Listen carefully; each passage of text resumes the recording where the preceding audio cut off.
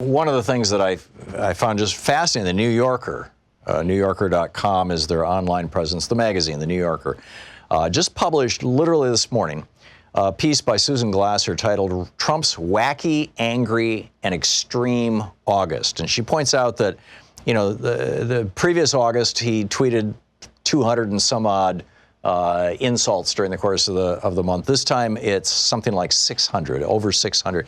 She just goes on through documenting bizarre behavior after bizarre behavior after bizarre behavior. A lot of us are quite concerned, and this goes way beyond politics.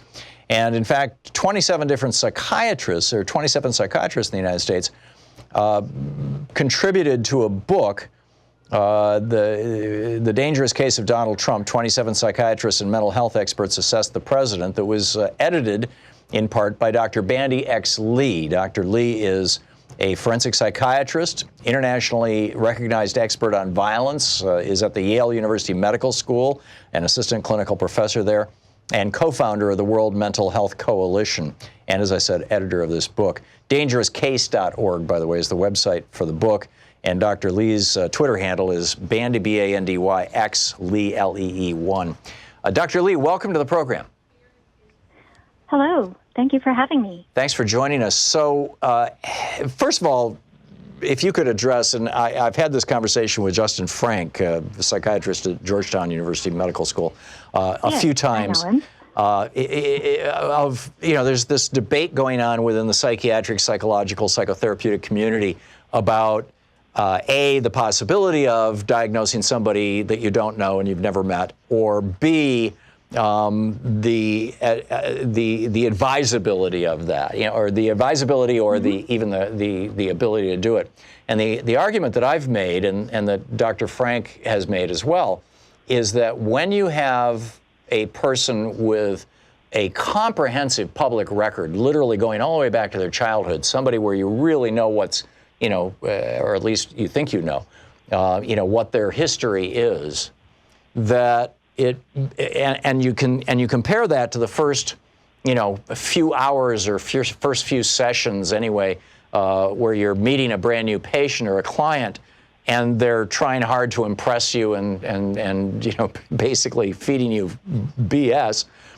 It's actually easier to diagnose somebody with this kind of comprehensive public record than it might be somebody sitting across the table from you, or at least as easy, and that diagnosis may be as valid or perhaps even more valid. You want to weigh in on that debate first, and we can get that out of the way, and then we can talk about Donald Trump? Yes, absolutely. One of the reasons why I've been upset with the American Psychiatric Association is the promulgation of misinformation, basically supporting the misconceptions that the public has. In other words, we do not always diagnose. Diagnosis is a very specific activity that requires all medical records and basically all information. And I tend to be in support of a personal interview, although since 1980, our diagnoses have been based on external observation of behavior, and research has shown that having, in general, doing a personal interview is not necessarily more helpful than reviewing the appropriate records. So as for what Dr. Frank has been mentioning, having this vast range of public record over a long period of time, and also witnessing the president's reactions to actual situations in real time over extended period of time is extremely valuable information, and certainly more valuable than what can be obtained from a personal interview, as you mentioned. So, given that, what is it that you and your colleagues who contributed to this book, what is the conclusion that you have come to, and what are the concerns that you have derived from that conclusion? Well, from the beginning, our assertion was that the President Donald Trump in the office of the presidency was dangerous. Dangerousness is not a diagnosis. So basically, there were three themes that we could summarize the book into. First is that he is more dangerous than the public seemed to be recognizing, and that he would grow more dangerous over time, and that ultimately he could become uncontainable. Which is what And Michael we Cohen also- warned us about. Forgive my interruption. Exactly. But, yeah. Yes. So I would agree with Michael Cohen, what who he knew has him for a said. decade. A number of people who have had close interactions with him actually can provide that kind of information, close range information that we can take into account. Tony Schwartz was one who contributed to our book. And the book has a second edition, by the way, has 37 mental health experts now who show the social, cultural, geopolitical consequences of psychological dangerousness in a powerful position. Mm-hmm. Okay. So you said there were three aspects. That was the first? Or did you cover all three just then?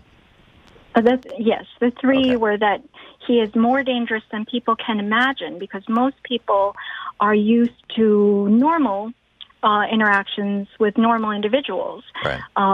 Those who have had experience with this type of pathology, of course, are keenly aware, and they often report being re-traumatized by this presidency because it reminds them with flashbacks and unwanted memories about their traumatizing experience. These are people who've been in abusive situations, for example? Exactly, yes. Yeah. Yes. So what do we do about this? So I have always felt that it was very dangerous, that we were avoiding any conversation.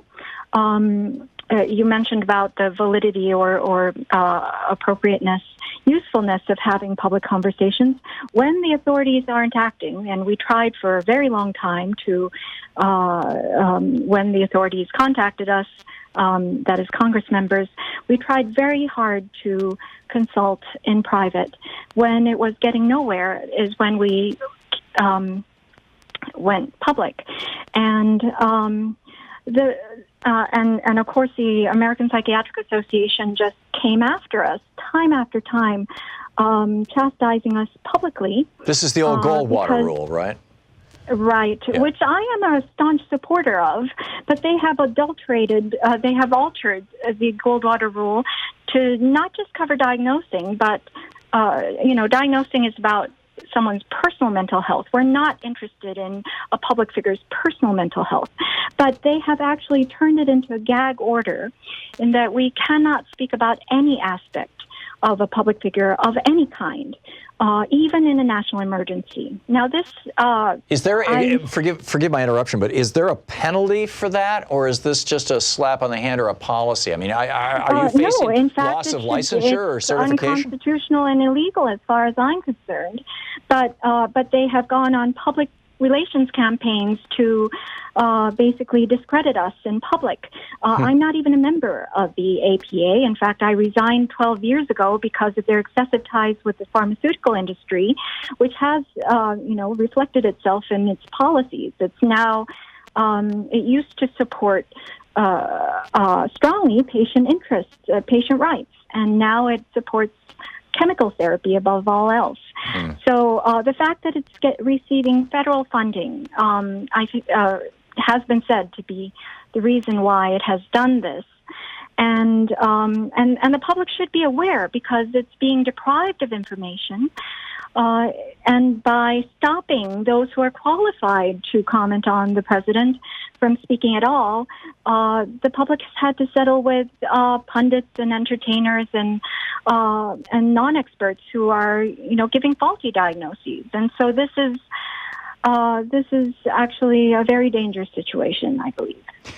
Words like malignant narcissism and sociopath and borderline personality. I've heard a lot of these words thrown around.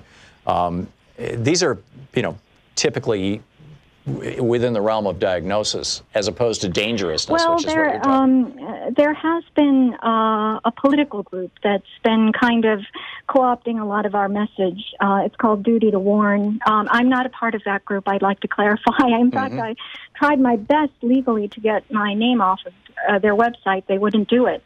But they have promulgated diagnoses. We have not.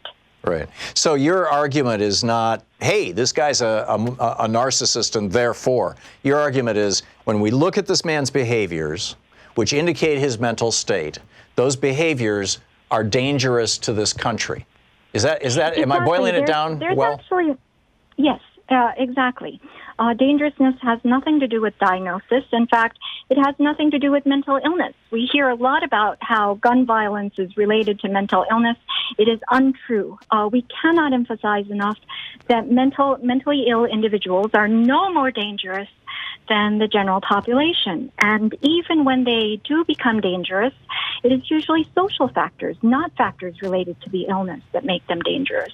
Yeah. So we have a separate set of criteria that we go through when we're assessing dangerousness, and that's pretty much accessible from public records. It's absolutely fascinating. It's a conversation that needs to continue, and frankly, I think the whole 25th Amendment thing, I'm just very concerned about it. I'm worried. This is the guy who was tweeting in 2010 when during the midterms, or coming up to the which election? It was 2012. It was when Obama was looking for re-election. Donald Trump was tweeting, Obama wants to get re-elected. He's going to start a war with Iran to get himself re-elected. Mm-hmm. So he clearly thinks that way. Exactly. That scares the hell out of me. Individuals say about others indicate more about themselves than about the others. And we should take Donald Trump for his words whenever he is describing other people, that he's really talking about himself.